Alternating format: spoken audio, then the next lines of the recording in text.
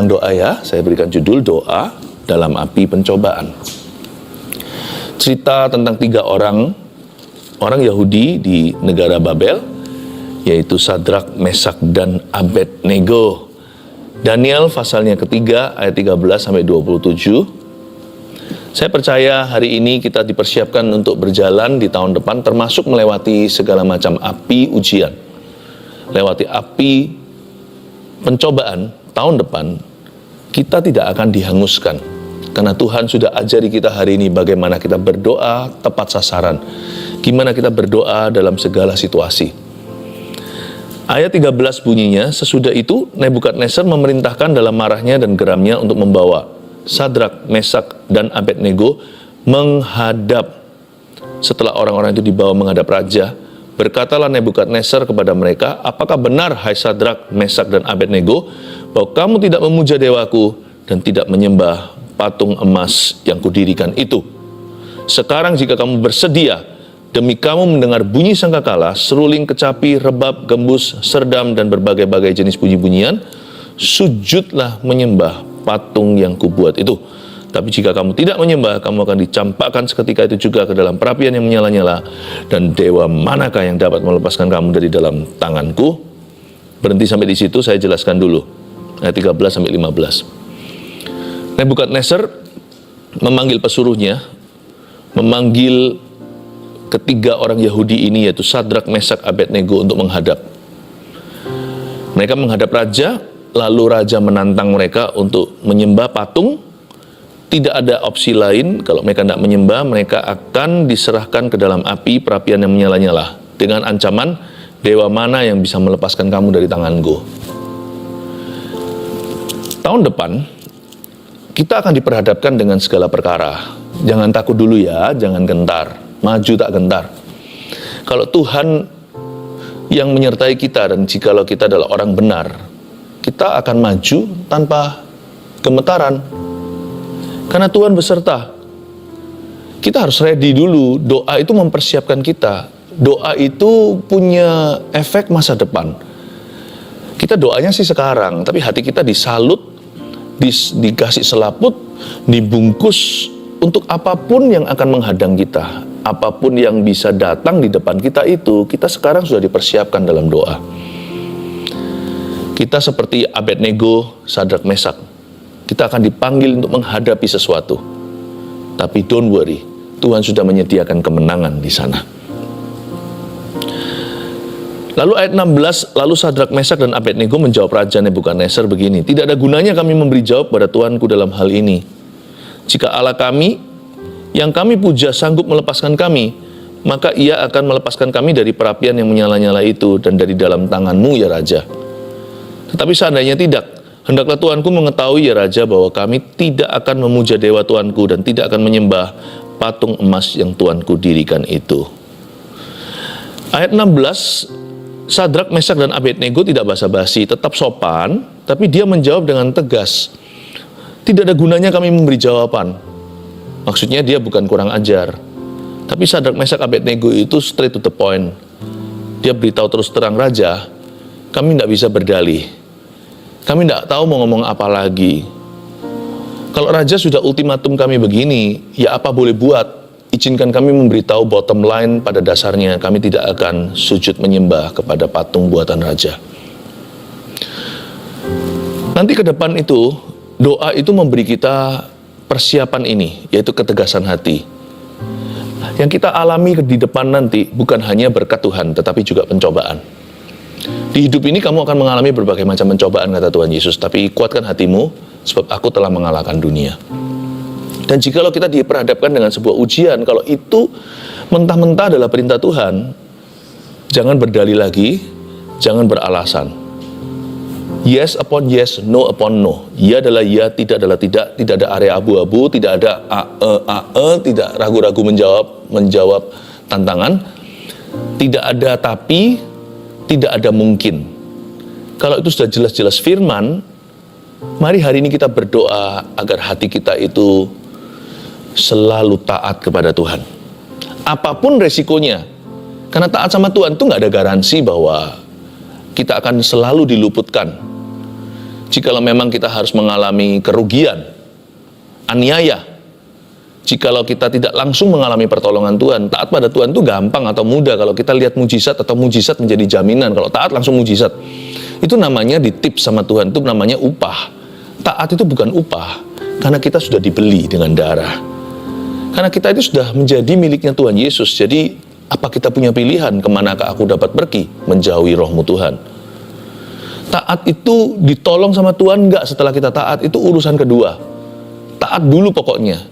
Taat itu sampai mati, kata firman. Di kitab Wahyu dikatakan barang siapa taat sampai mati, taat sampai pada akhirnya orang itu memperoleh upah sesungguhnya. Dalam hal ini Sadrak, Abednego, Mesak tidak mendapatkan sebuah jaminan, suara pun dia tidak dengar. Pokoknya dia tahu ini nggak benar kalau suruh nyembah patung Baal. Dia tidak diperbolehkan sebagai orang Yahudi, sebagai orang percaya. Makanya itu mereka berkata mentah-mentah, Raja, ya sudah, kalau Raja memang sudah niat menghukum kami, kecuali kalau kami sujud menyembah kepada buatan tangan manusia, ya sudah Raja, ini loh, ini adalah prinsip kami pegang pada prinsip utama. Kalau Allah melepaskan kami, puji nama Tuhan. Kalau Tuhan tidak lepaskan, ya sudah, takut pun aku akan masuk ke dalam api itu, apa boleh buat. Saya nggak bisa apa-apa, saya di bawah kuasa Raja, tapi saya tunduk kepada Raja di atas segala Raja, yaitu Tuhan kami. Tapi seandainya tidak, hendaklah Tuanku mengetahui, ya Raja, bahwa kami tetap tidak akan memuja dewa Tuanku, dan tidak akan menyembah patung emas yang Tuanku dirikan itu. Ini namanya orang berprinsip. Orang berdoa harus berprinsip. Dan kalau kita mau jadi orang yang berprinsip, kita harus bangun hidup doa kita. Karena saat kita membangun hidup doa kita itu, Allah bekerja di dalam hati. Allah kita akan mengubah hati yang paling pelin-pelan. Dan di dalamnya Tuhan akan menaruh kebenaran. Itu yang disebutkan di dalam doa Daud ketika Daud jatuh dalam dosa dengan Batsheba. Tak lama setelah itu ditegur oleh Nabi Nathan. Dia berseru sama Tuhan, jangan cabut ya. Jangan cabut rohmu daripada hidupku. Jangan ambil Roh Kudus dari saya.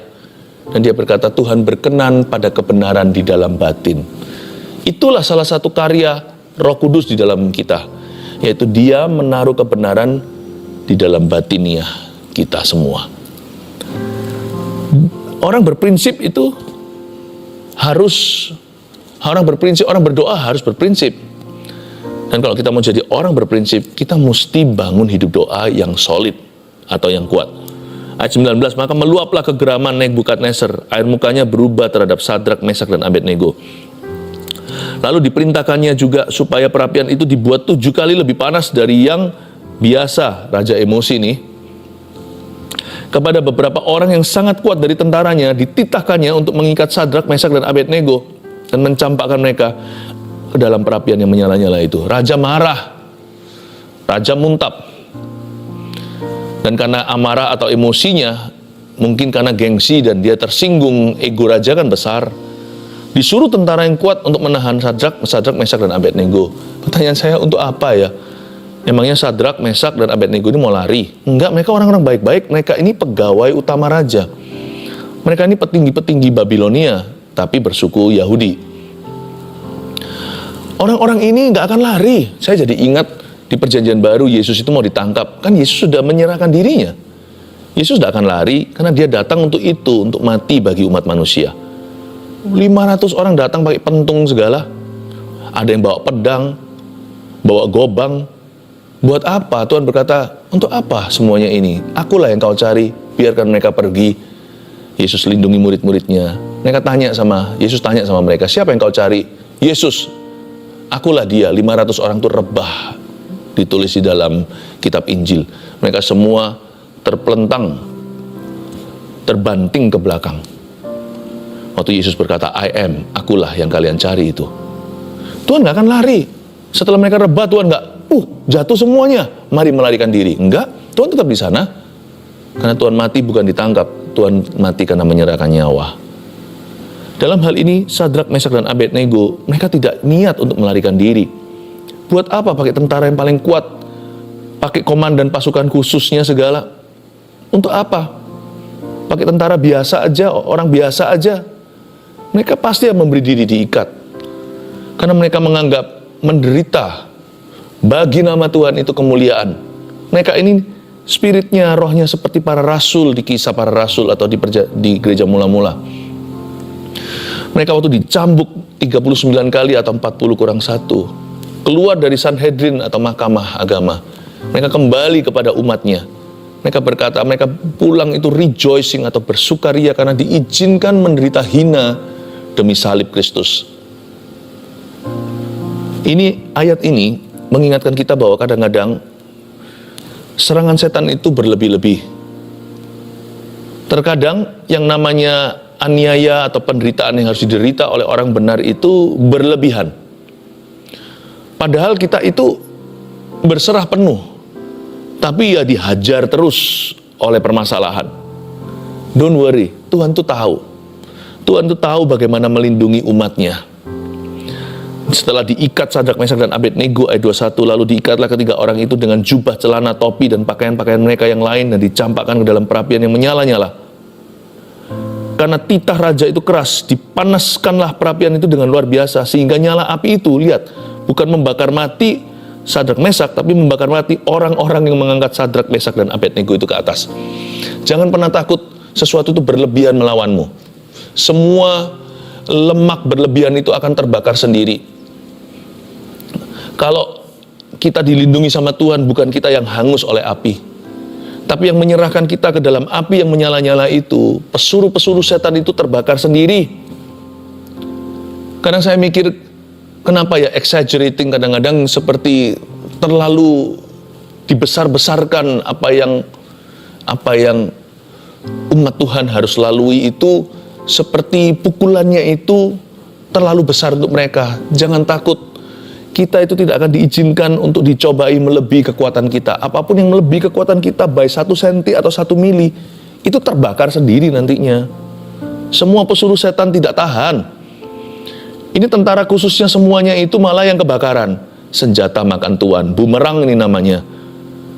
Padahal Sadrak, Mesak, Abednego dilemparkan ke dalam api itu dengan jubah, celana, topi, pakaian mereka. Itu langsung hangus seharusnya. Karena dari kain kan. Apalagi apinya itu 7 kali dinyalakan lebih panas. Tentara khusus aja langsung mati di tempat. Don't worry, God knows how to protect you.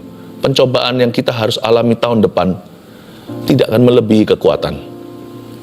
Tetapi ketika orang itu, yakni Sadrak, Mesak, dan Abednego jatuh ke dalam perapian yang menyala-nyala itu dengan terikat, kemudian terkejutlah Raja Nebukadnezar lalu bangun dengan segera, berkatalah ia kepada para menterinya, bukankah 3 orang yang telah kita campakkan dengan terikat ke dalam api itu? Sadrak, Mesak, Abednego, ya kan? Jawab mereka kepada Raja, benar ya Raja. Katanya, tapi ada 4 orang yang kulihat berjalan-jalan dengan bebas di tengah-tengah api itu. Malah jalan-jalan di dalam api itu.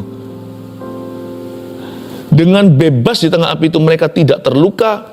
Dan yang keempat itu rupanya seperti anak dewa. Tentara khusus aja tidak bisa menahan panasnya, mati di tempat, entah terbakar atau jantungnya berhenti. Tapi ketiga orang biasa ini tidak dilatih militeri, tidak ada latihan militernya. Dia turun ke dalam api itu, dibuang ke dalam perapian, malah jalan-jalan. Luar biasa enggak? Dan yang keempat itu dari 3 kan, ternyata 4 yang ada di dalam api. 1 lagi itu siapa? Inilah penampakan Yesus Kristus di perjanjian lama. Inilah anak Allah. Yang keempat itu rupanya seperti anak dewa. Demikianlah penjelasan seorang yang belum percaya pada Tuhan. Seperti dewa katanya. Lalu Nebukadnezar ayat 26 mendekati pintu perapian yang bernyala-nyala itu, berkatalah ia, Sadrak, Mesak, dan Abednego, hamba-hamba Allah yang maha tinggi, keluarlah dan datanglah kemari. Lalu keluarlah Sadrak, Mesak, dan Abednego dari api itu. Waktu keluar dari api, cuma 3, bukan 4. Yang 1 tetap tinggal di api itu, atau kembali ke sorga. Dan para wakil raja, para penguasa, para bupati, dan para menteri raja datang berkumpul. Mereka melihat bahwa tubuh orang-orang ini tidak mempan oleh api itu. Nggak mempan loh ya. Bukan hanya ada sedikit gosong-gosong, atau mungkin badannya lah yang dilindungi. Topinya hangus. Enggak. tidak mempan oleh api itu, bahwa rambut di kepala mereka tidak hangus, jubah mereka tidak berubah apa-apa, bahkan bau kebakaran pun tidak ada pada mereka. Kalau Tuhan lindungi, Tuhan itu totalitas. Tapi kalau Tuhan izinkan kita cemplung dalam api itu, ya percayalah Tuhan punya maksud mulia. Kalau kita belum mengalami mujizat langsung keluar dari perapian, berarti masih ada rencana Tuhan yang belum genap di dalam diri kita lewat penderitaan. Tuhan kalau lindungi itu nggak begini, aku hanya sanggup lindungi topimu tapi kamu mati, atau aku hanya sanggup untuk lindungi badanmu, topi, baju semuanya tapi ada bau hangusnya ya. Sorry loh ya, misalkan kalau kita itu berikan kepada suatu jasa cuci baju, dry clean contohnya, lalu baju kita, pakaian kita waktu dikirim ke mereka itu ada cacatnya, mungkin kena kecap, mungkin kena makanan, kena minuman, nanti kembali ada note-nya, tulisan catatan. Kami sudah mau berusaha, bagian ini dikasih tanda sama dia, tidak bisa hilang. Usaha kami membuat seluruh baju ini kembali bersinar putih. Kecuali bagian itu kami sudah tidak bisa apa-apa lagi. Usaha kami sudah maksimal. Tuhan tidak begitu. Tuhan tidak berkata sama kita, aku bisa lindungi itu cuma setengah jalan, 40% aja, atau at best yang paling bagus 90%, 10% ini nggak bisa apa-apa. Tuhan itu kalau lindungi sampai bau hangus pun nggak ada. Jadi kalau sampai seolah-olah Tuhan tidak lindungi kita, itu bukan karena Tuhan tidak sanggup melindungi kita, itu karena Tuhan mau genapkan sesuatu dalam diri kita lewat penderitaan. Kalau Tuhan luputkan bisa nggak? Bisa. Tapi kalau Tuhan tidak luputkan, berarti Tuhan sertai kita di dalamnya untuk tabah. Kan nggak ada jaminan kan? Sadrak, Mesak, Abednego waktu masuk dalam api itu, mereka nggak tahu kalau nanti akhirnya outcome atau hasil akhirnya begini. Skor terakhirnya ternyata mereka bukan bertiga tapi berempat, dan mereka sama sekali tidak mati. Dan bahkan tidak terluka. Waktu mereka masuk ke dalam sana, saya yakin sebagai manusia mereka pasti takut. Siapa sih nggak takut? Saya juga akan takut. Apalagi mereka lihat di depan mata. Itu yang mau lempar mereka itu mati. Waktu baru cek apinya udah ready, langsung mati. Pasti takut lah. Tapi mereka tahu, mereka mati masuk ke sorga. Meskipun perjanjian lama belum ada konsep sorga yang jelas pada umat percaya, tapi mereka tahu mereka pasti bersama dengan penciptanya. Karena mereka tidak mati dalam dosanya. Dan waktu mereka mau masuk ke sana itu pasti mereka berdoa. Mereka berkata, Tuhan, kepadamu kuserahkan nyawa kami. Mereka bergandeng tangan misalkan, kalau mereka diikat, mereka saling melihat. Oke bro, satu sama lainnya. See you over there, on the other side. Sampai ketemu di ujung sana ya. Mereka saling menguatkan, be strong. Yang kuat ya, be strong. Pastilah. Tapi waktu masuk, nggak terjadi apa-apa. Loh kok fine-fine saja. Ditanya sama raja, how are you? Apa kabar di sana? Hai Sadrak, Mesak, Abednego, keluar dari situ. How are you? Mereka jawab dengan bangga, I'm fine, thank you. Kami baik-baik saja. Luar biasa. Tidak mempan. Tapi waktu mereka masuk, mereka kira mereka akan mati loh. Jangan pernah masuk dalam pencobaan itu ketika kita harus diuji dengan sebuah harapan bahwa oh Tuhan segera keluarkan. Tapi harapanmu harus ini, aku mau setia pokoknya. Keluar nggak keluar, percaya Tuhan akan tanggung jawab atas saya. Yang penting saya tidak masuk dalam pencobaan itu tidak siap, alias hati saya berdosa. Saya mau masuk ke dalamnya dengan ketaatan. Hati saya itu berpaut dan bersandar melekat pada Tuhan. Doa dalam pencobaan, Sadrak, Mesak, dan Abednego, benar-benar mereka sembahyang. Dan 3 hal yang bisa kita petik dari story atau cerita Alkitab yang indah ini, yang bisa menjadi bekal untuk kita melewati api panas pencobaan tahun depan. Karena kan kita nggak bisa harapkan hanya yang baik saja kan. Pasti kita punya tantangan, pasti ada rintangan, musuh nggak akan tinggal diam, pasti minimal ada peperangan rohani. Dan bagi orang yang mau hidup benar, pasti ada semacam aniaya, nggak tentu fisik atau jasmani. Doa dalam api pencobaan hari ini, lewat Sadrak, Mesak, Abednego, 3 tokoh yang luar biasa ini, kita belajar kebenaran-kebenaran yang mutlak. Yang pertama, kita harus tetap berpegang pada prinsip kebenaran saat tidak ada jaminan kepastian. Seperti ketiga orang Yahudi ini, 3 hamba Allah yang maha tinggi. Tidak ada jaminan atau garansi, tapi dia tetap pegang pada prinsip kebenaran. Prinsipnya apa? Karena mereka adalah anak orang Israel, mereka tahu 10 perintah Allah. Jangan ada padamu Allah lain di hadapanku.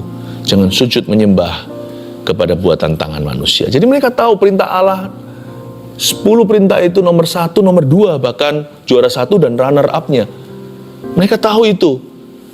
Jikalau Anda tidak punya pewahyuan baru, kembali ke pewahyuan lama.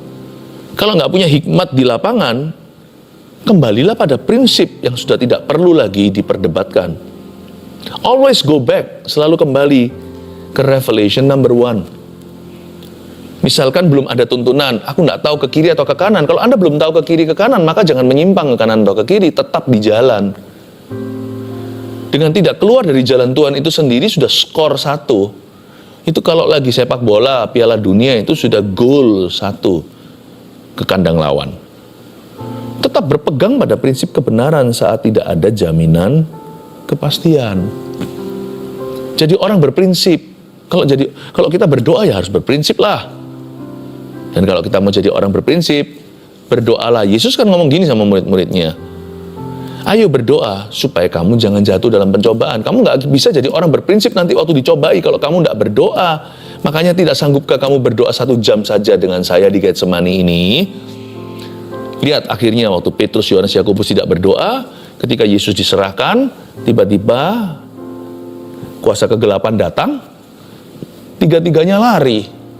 Yakobus tidak terdengar, Yohanes ada ceritanya lari terbirit-birit, ya kan? Bersama dengan murid-murid yang lainnya. Bahkan ada Yohanes yang lain, Markus, Yohanes itu yang sampai lari telanjang.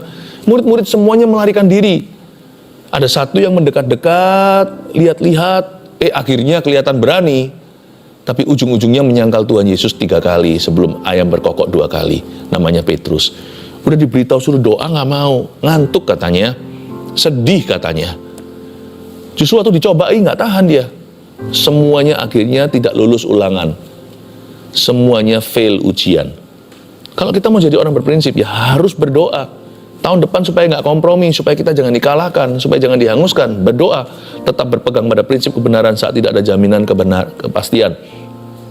2, sewaktu dicobai, kita tidak akan dibiarkan sendirian tanpa teman yang menguatkan. Cerita ini kan bukan Sadrak seorang, bukan Mesak seorang, bukan Abednego seorang, ya kan? Tapi Sadrak, Mesak, dan Abednego. Waktu mereka dicobai, Tuhan izinkan mereka bebarengan. Tenanglah, tahun depan Anda nggak akan sendirian. Dan jikalau Anda merasa sendirian, Anda belum punya komunitas iman, Gereja Mawar Sharon yang saya gembalakan, selalu happy to be your family. Just let us know, beritahu aja saya butuh teman, pasti akan ada yang follow up. Sewaktu dicobai kita nggak akan dibiarkan sendirian. Salah satu alasan mengapa pencobaan nggak melebihi kekuatan adalah karena tidak pernah kita dibiarkan sendirian menghadapinya. Selalu ada saudara seiman, antara saudara seiman yang nggak ngalami masalah yang sama atau masalah yang mirip, mereka lagi fine-fine saja, mereka akan bersimpati, berempati sama kita, dan mereka akan menopang kita dalam doa dan mendukung kita dengan cara apapun yang mereka bisa. Atau bisa jadi kita ngalami masalah yang mirip dengan saudara seiman. Orang lain juga ngalami yang sama, dan kita saling menguatkan, jadi satu klub gitu. Itu menjadi kekuatan moral dan spiritual yang luar biasa sekali bagi orang yang melalui lembah-lembah kekelaman. Saya melihat di dalam gereja yang saya gembalakan, kadang-kadang ada beberapa domba Kristus mengalami hal-hal yang serupa, dan mereka itu bisa dipertemukan di dalam satu CG atau dalam suatu kelompok sel. Mereka saling menguatkan, saling menajamkan besi, manusia menajamkan manusia. Misalkan perkabungan, ada yang meninggal, ditinggal suami, yang satu juga baru jadi janda. Mereka bisa saling menguatkan, saling mengisi kekosongan.